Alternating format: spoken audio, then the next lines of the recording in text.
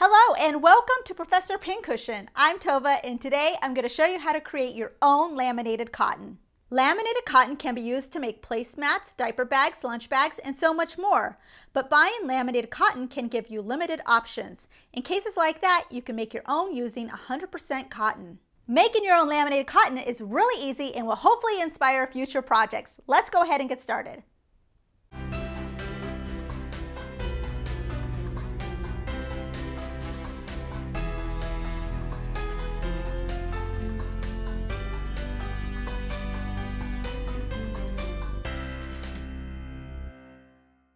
It's recommended that you use 100% cotton fabric, so a quilter's cotton is probably going to be best because you want something that's going to be able to handle a high heat, and you don't want something that has a texture, such as velvet has that texture to it. You want something that's going to be nice and flat.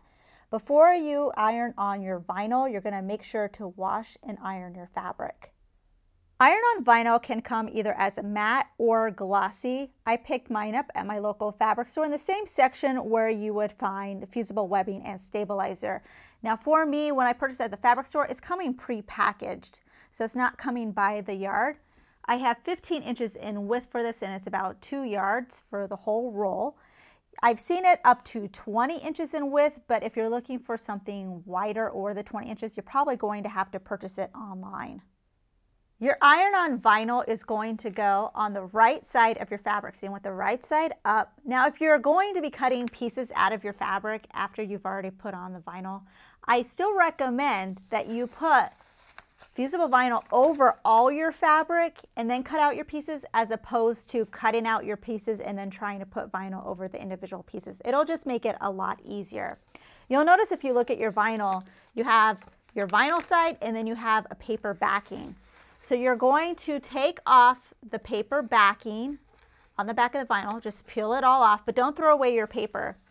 And the side that you peel it off is going to be sticky, and so you're just going to carefully lay the vinyl over your fabric, so sticky side to the right side of the fabric, and just kind of smooth it out with your hands, making sure that you don't have any wrinkles. I have my vinyl on my fabric, and you'll notice it's not really sticky. It'll kind of still slide around. You just want to make sure you don't have any weird wrinkles or bubbles, because once you iron it, you're not going to be able to get that out. I have my iron heating up on sort of a medium-high setting. So for my iron, it's about a 5. And you're going to be using a dry iron. No steam is necessary. You're going to grab your paper and you're going to place it. Now you'll notice on your paper you have a waxy side and then you just have a regular paper side. The waxy side is going to go onto the vinyl, because this is going to be used in order to protect our vinyl. You cannot place your iron directly onto the vinyl, otherwise you might accidentally burn it. So just like interfacing, I'm going to place my iron down for a few seconds, then I'm going to lift it up and move it to the next spot.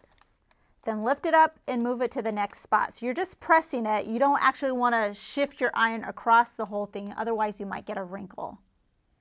And that's it. You can start sewing with your laminated cotton now and create all kinds of projects. You'll notice in this particular case, since I am sewing on the right side of my fabric, I'm using a Teflon foot here. This just makes it sew a lot more smooth. If you don't have a Teflon foot, you can always use some tissue paper over the top and that'll keep it from sticking as much.